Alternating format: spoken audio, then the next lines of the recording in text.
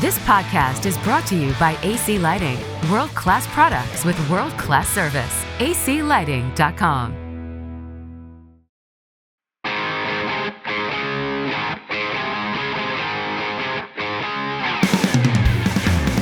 This is the Tech Arts Podcast, where we talk about tech, leadership, and all things that concern church audio, video, and lighting. Welcome to the Tech Arts Podcast and the Earthworks Audio Studios. My name is DL. So glad to have you joining us today. I'm so excited about today's podcast. I'm going to be talking about audio mixing basics, specific mix techniques that I think new engineers have forgotten and in turn cause some bad habits to form. First, let me give a shout out to all of our sponsors: Earthworks Audio, Paragon 360, AC Lighting, and Digico. Because of our sponsors, DGCM can offer our free on-site visits. If you have not heard about this, here is what we do. Digital Great Commission Ministries comes to your facility on a weekend and performs an assessment of your audio, video, lighting, web stream, and visitor engagement. It's 100% free to you. DGCM pays for everything, and you get a review of your systems that allow you to figure out your next steps or where your weaknesses are. To find out more and to start the process, go to audiovideolighting.com and click Schedule a Call. I owe all of my audio mix training and talent development to a local church and caring tech leader. They took a risk with this 11-year-old and gave me an opportunity to learn, ask questions, and discover my audio mix talents. At age 15, I mixed my first 32-channel mix for a local TV station. The producer of that TV show remembered my name and helped me start my career. I went on to mix broadcast audio for nationwide talk shows, entertainment events that featured popular musical artists, and news broadcasts that had me rubbing elbows with major politicians from every party. Broadcast mixing wasn't my only talent. I continued to mix for live events and eventually grew my resume and mixed for artists in front of thousands of people. When I reflect on all of those experiences, I realize I made a ton of mistakes, and no one ever really sat me down and said, "Hey, before you make these mistakes, here are some important mixing tips that would help you avoid them." The good news is that I learned from my mistakes. My desire and hope is that what I have learned over the years will help you become a better sound engineer. I've been doing this for 37 years, long before digital mixers came on the scene. Digital mixers are amazing, but they have spoiled us. When you get spoiled, you get lazy. Most mistakes new engineers make today is due to lack of old school knowledge. Essentially, being able to mix without digital help. If you start there, you'll be much better at your craft when you start adding in the modern day advances. Here's what I mean. Write this down, folks. Tip number 1. Secure a good mix without plugins. Plugins should be an assist to your mix, not the main part of it. If someone removed all of your plugins, could you build a solid mix? If the answer is no, then you need to go back and practice the craft of mixing. Don't get me wrong, plugins are valuable and should be used, but when they become a crutch, they will burn your mix more than they will help it. Hear me out on this. Relying on plugins as the main part of your mix will not let you take your mix to the next level. Plus, plugins are computers. They fail. I always advise people to have a plugin override snapshot, an easy way to dump plugins if they go down. Hey, next level mixing is not through plugins. It's attained by training your ear on frequencies, how standard EQ works, what is dynamics, the art of blending instruments for a full sound, how to respond quick to issues by building an easy board layout, and most importantly, understanding tip 2. Here's tip 2. It's all about the vocals. I was recently talking to Ken Pooch Van Druten, who has mixed live for Alanis Morissette, Jay-Z, Justin Bieber, Katy Perry, Linkin Park, Stone Temple Pilots, Motley Crue, Smashing Pumpkins, Korn. Well, I could keep going, but I think you get the point. This 8-time tour-linked top dog Parnelli and Platinum Album award-winning engineer has mixed very high talent. And he says the number one item to focus on is, quote, vocals. No one cares about how cool your snare drum sounds. When building a mix from scratch, Ken spends 95% of his vocals on intelligibility. Your average person who attends your concert or event wants to hear every nuance of the vocals, including in between the songs when the singers are speaking. The band is important. The vocals are more important. Shift your focus from that amazing kick drum to capturing every nuance of the vocalist's performance. Unquote. Ken Pooch Van Druten. Mic drop. I see audio engineers spending so much time on the band and then the vocal gets up to sing and you can't hear or understand them. We're not saying the band is not important. We're saying that the vocals must be able to be heard and understood, especially when they talk over the music and transition to the next song. Which brings me to tip number 3. Learn to first mix without. What should I learn to mix without? Well, that's a great question, and we're going to get the answer to that question in just a few minutes. Right now, let's hear about mic techniques with Earthworks Audio Marketing Manager Nick Canovas. Hey, Nick. Hey, how's it going? Nick, on today's segment, we're talking about how to make drum miking easy for your worship service. Drums have always been a microphone topic. How? What mic? How many? What say you when it comes to miking your drums? Well, you hit the nail on the head right there. There are so many different elements to miking drums, the drummer that's playing, the drums that you have, all of the gear surrounding it, that it can be quite a lot at times, and it can be a little bit overwhelming and a lot to keep track of. And so we offer 2 different drum mic packages that really make that work a lot easier. The first kit we offer is the DK7. It's been around for a couple of years, but we just recently launched the second generation of it. It includes 4 DM20 tom and snare drum microphones, 2 SR25 Gen 2 overhead microphones, and then 1 DM6 kick drum microphone, which just recently won a Tech Award.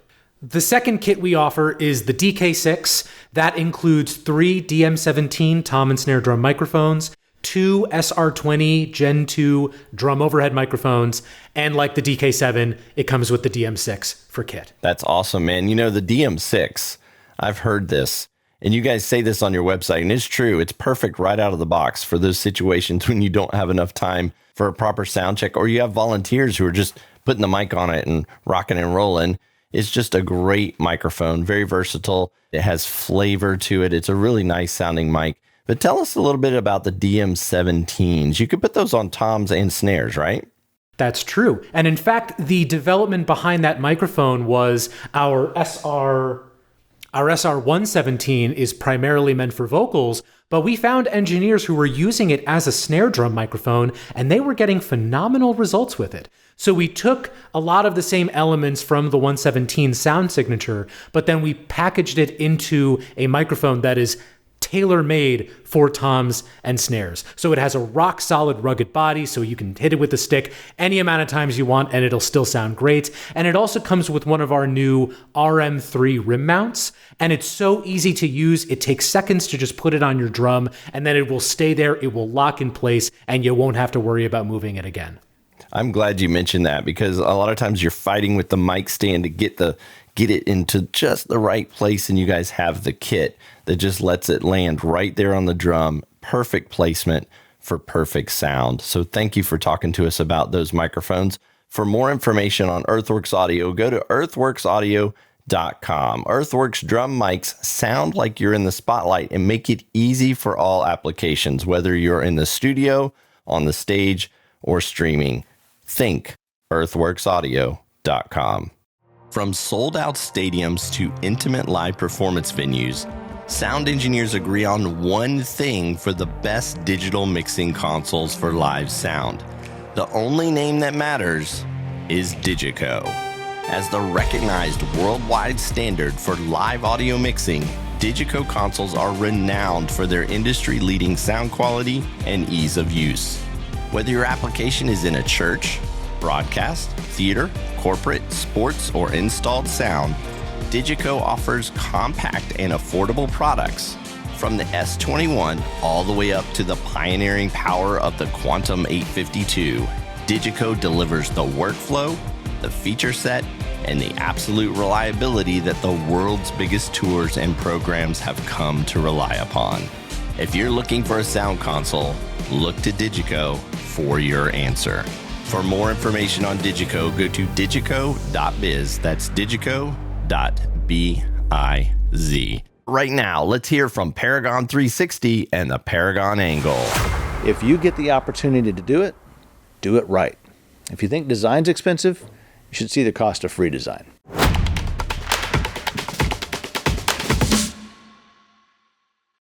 Hi, I'm Donnie Bronner, owner and CEO at Paragon 360. Welcome to the Paragon Angle. Today, we're going to talk about design of audio, video, and lighting systems. Design isn't optional. It's essential. Yet some wonder, why am I being charged for this when others offer it for free? The truth? If an integrator isn't doing design work, they're just selling a pile of gear with zero accountability. If they claim it's free, they're likely bearing the cost elsewhere as opposed to being transparent. Or most commonly, they're letting manufacturers design it for them, meaning the design is driven by sales, not solutions. At Paragon 360, we don't let manufacturers dictate our designs. We're looking at so much more than gear specifications. It's a holistic approach. So if it's an audio system, for instance, we're considering acoustics and sightlines, weight restrictions and rigging, aesthetics, networking, clean power, integration with other systems, and more. Our job is to design and create the right system for your space, not just sell equipment. Now, don't get me wrong, many of these manufacturers, they're really smart folks, industry pros. We have a ton of friends in that world. They're very knowledgeable, but they're knowledgeable about their product, as they should be. But they're not an integrator with the responsibility of the entire project. Bottom line, your integrators should be doing the design work, not the manufacturer. In fact, your manufacturers will tell you the same thing. Over the last decade and a half, we've picked up relationships with almost every major speaker manufacturer, for instance. In the beginning, several of them would make it very clear that they would be driving the design work on a lot of this project. We pushed back on that. After they worked with Paragon's design team, they realized that was not necessary. They're blown away by the talented veterans that we have on staff. In fact, in some cases, we've even corrected some of their theories on stuff and helped them with the design of some of their products. Manufacturers are not involved in the design aspect of our projects at all, unless it's just answering questions about a few specific things about their product. They respect that about Paragon. But the whole reason they came out and said we're going to be involved in the design work initially is because most integrators don't have that design talent on staff, so they have to rely on the manufacturer. As an integrator, however, there's much more that goes into that. An integrator has a much higher level of accountability if they're really there on behalf of the client to get it right the first time and meet the objectives. It's the integrator's job to understand where the client is in their journey and where they're going. It's not good stewardship for us to sell you systems you don't need. It's just good stewardship on the client's end. If you're going to spend donated dollars that the congregation or a donor has entrusted you with, you better make sure that you get it right. And I can tell you, with today's systems, it's easier to get it wrong than it is to get it right. Again, in the audio realm, can't tell you how many times we've seen audio systems installed not rigged correctly, which creates a big liability. Clean power was not designed into the mix, and clean audio starts with clean power, right? And no one dealt with acoustics. So people mistakenly think the new PA is horrible. Well, it's not the PA. What's missing here? Design. Now, I keep using the audio example, but it's the same for video and lighting. In lighting, there's color, temperature, angles and locations of lighting for video, reflections, architectural lighting control systems, access to lighting positions, which gets back into rigging. With video, it's all about format conversion and switching and routing design, understanding broadcast audio, using LED walls as backgrounds in iMag, and dealing with all the lensing and refresh rates and so on. Good quality design brings great value to the project. And remember, stewardship is about how much money you don't waste, not how much you saved on the purchase price. It's focusing on value instead of price. Design takes a high level of expertise. It takes time, careful analysis, and straight-up talent. It takes a veteran with a much broader perspective than just one company's gear specifications. It takes someone that understands the true integration of systems, someone that's worked in hundreds of spaces and understands the impact that room layouts and ceilings and balconies are going to have on the performance of systems. They truly understand the church, they've dug deep into the DNA, and they understand the objectives at a high level. Without excellent design, even the best gear can offer inferior results. And I can honestly tell you, we see the results of systems that were not designed well all the time. And it's tragic considering how hard funding is becoming in the church space. If you get the opportunity to do it right. If you think design's expensive, you should see the cost of free design. And at Paragon, we fix free design. I hope this was helpful, and we'll see you on the next Paragon Angle. Our main sponsor is Digital Great Commission Ministries. Whether you need help building a team, finding the right gear, or just better understanding the church tech world, DGCM is here for you. Because they are a 501c3 donor-sponsored organization, they come to your church for free and do an assessment of your tech, visitor engagement, and online streaming. Plus, we give away free gear. Be sure to go to audiovideolighting.com and register your email today. This will sign you up for all of the free giveaways and give you first access to everything we offer for free. If you want free resources, training, or consulting, contact Digital Great Commission Ministries today by going to audiovideolighting.com.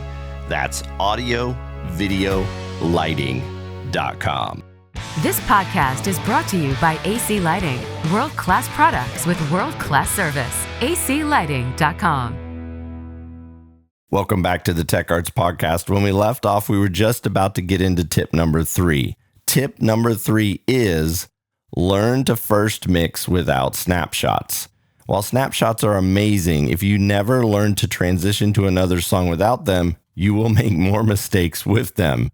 Mistakes like faders moving that you don't want to move.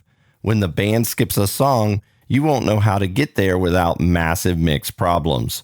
Learning transitions without snapshots will help you get your mix fixed fast. It will help you understand how to build a snapshot for potential issues, and you will better understand what channels, EQ, compression, or other items a snapshot should not be touching. Also, learning how to mix without snapshots will help you when snapshots fail or when you encounter a console that you're not familiar with.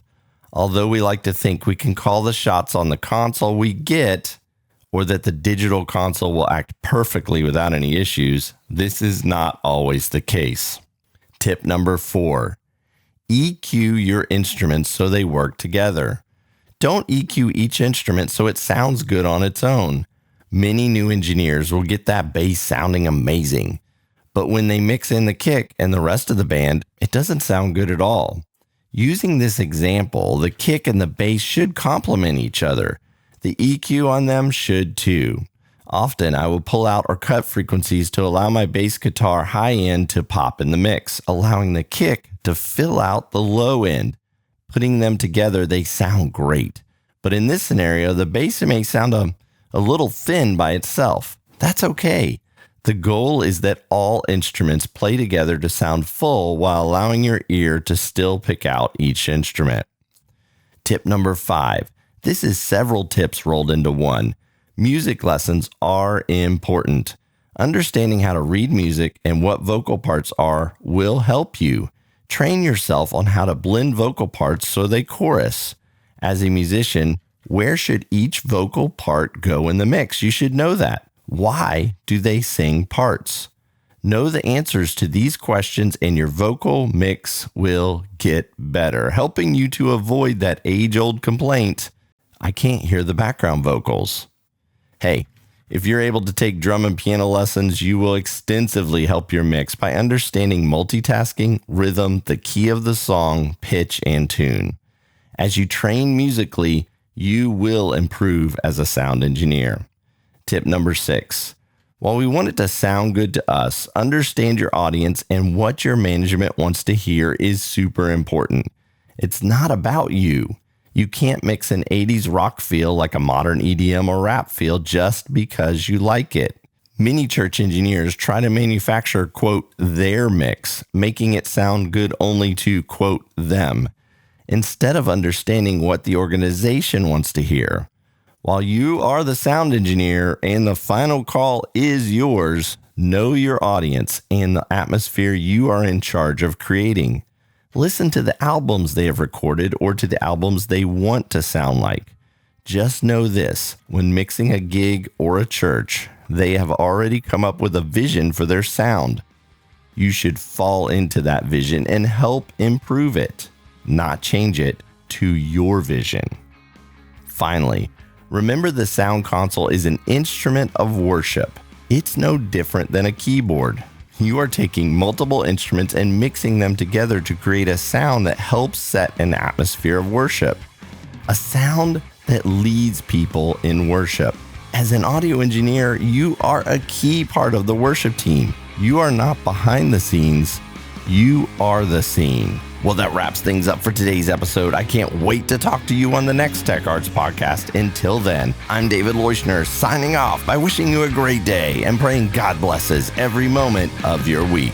See you soon. You have been listening to the Tech Arts Podcast, presented by Digital Great Commission Ministries. DGCM is a 501c3 nonprofit that was started to help churches with all things technical.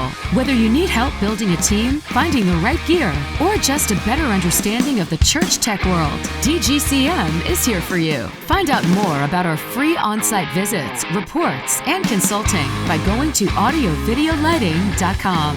Digital Great Commission Ministries will help you run your church service like a pro. Find out more at audiovideolighting.com.